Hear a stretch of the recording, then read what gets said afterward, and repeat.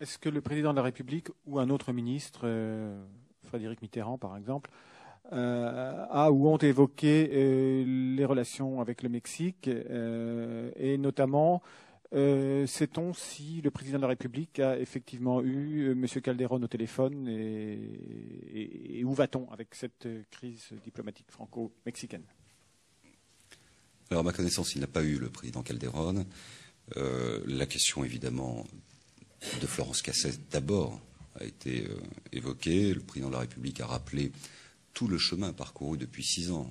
Cette jeune femme est en prison depuis 6 ans.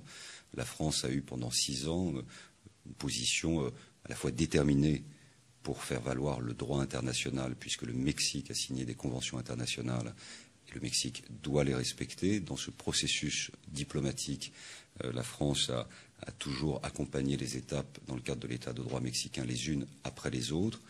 La décision, nous l'avons dit, de la Cour de cassation mexicaine n'est pas satisfaisante, c'est le moins que l'on puisse dire.